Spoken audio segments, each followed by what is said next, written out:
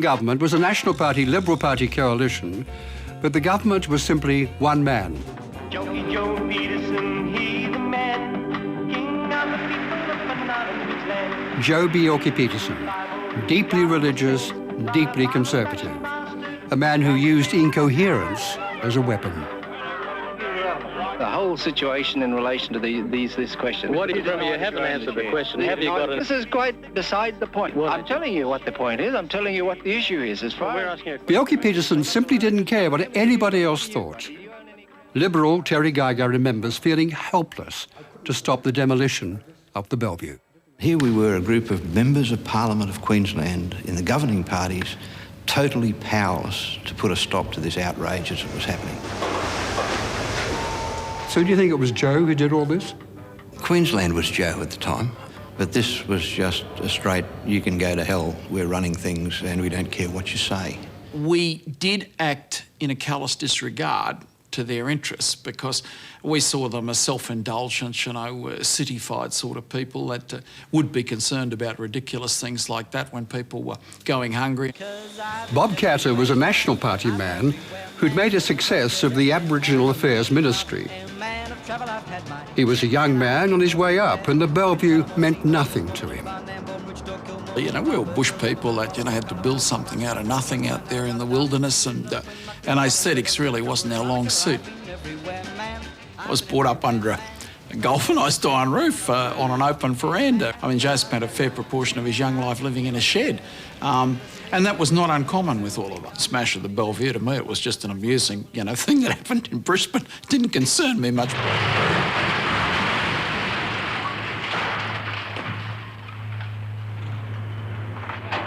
Why the heck did they do it? Well, why did they do it? I don't know, really. George Adman's family had owned the Bellevue, and he'd managed it for a number of years.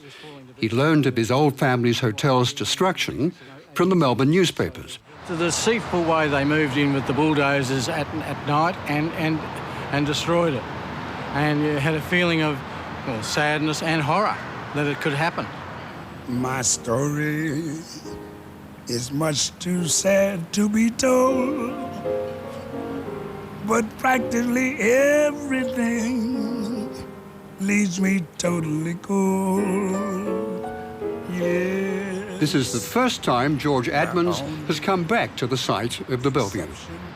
It was a tremendous building, and it had a lot of memories. I had the memories of the war, of the servicemen, overseas visitors, all the artists, Katharine Hepburn, Robert Helpman, Nat King Cole, Frank Sinatra, Louis Armstrong. And I suddenly turn and see your fabulous face. Katharine Hepburn remains a very fond memory. She used to send Christmas cards to my mother every year for many years. Did she keep in contact with the United States when she was here? Yes, she used to ring Spencer Tracy every night. Yes, every night. There was massive phone calls. For a while, the parliamentarians were very happy to use the Bellevue. They used to come across to the Bellevue. Yeah. They had their own private bar and lounge, and when they used to ring the bells, they used to quickly rush back.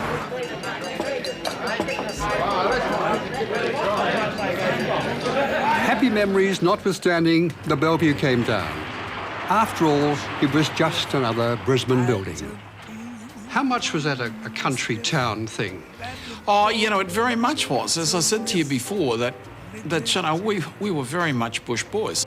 We just had an old building that was falling down, and to us, it needed to be rebuilt. So it had a beautiful facade. Well, what are we going to do? Spend, tens of millions of dollars of taxpayers' money to build a building that really can't possibly be repaired except to rebuild it the way it was, which then is very inefficient.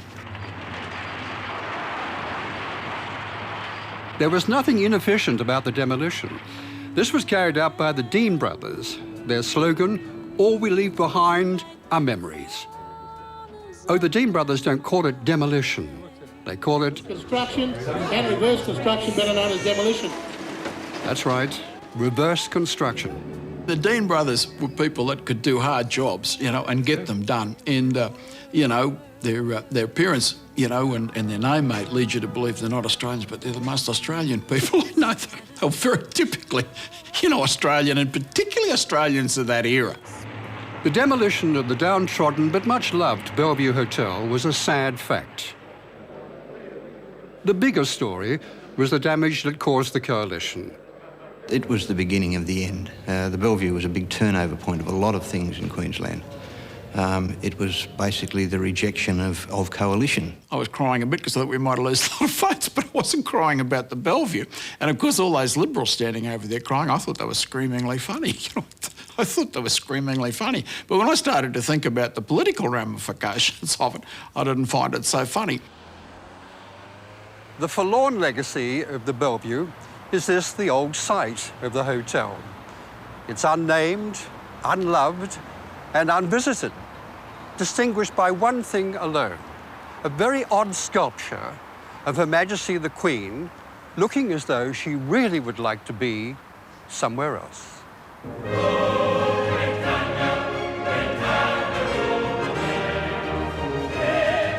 But in fact, there was an upside to all this destruction and considerable irony. It's no coincidence that these are strong National Party voting areas. But let's take the irony first. The boys from the bush got a shock from the political reaction. Well, I mean, it had a very, very jarring effect. I mean, there'd be no doubt, a very, very jarring effect. You know, we needed those seats in Brisbane, and obviously there was very strong feeling about these things in Brisbane. Joh Bjelke-Petersen decided that Bob Katter should be Minister for Heritage. I said, to me, the sound of a jackhammer is like Slim Dusty music. You got the picture.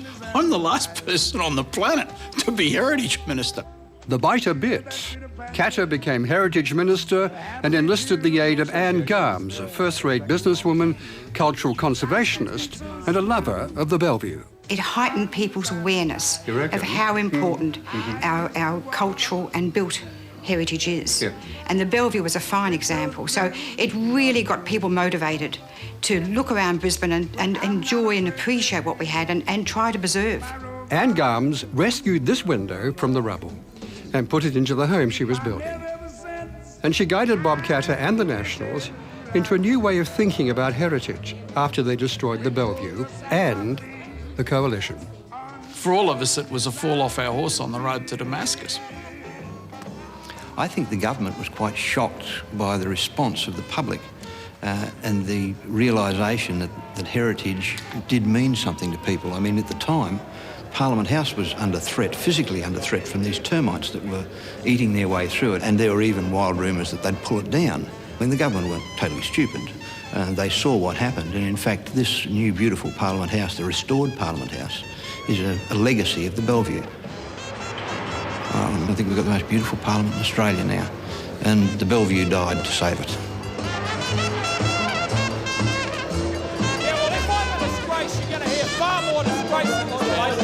You didn't need injecting after you took the amount of money you took off the taxpayers of Australia. I make only one promise: more good government.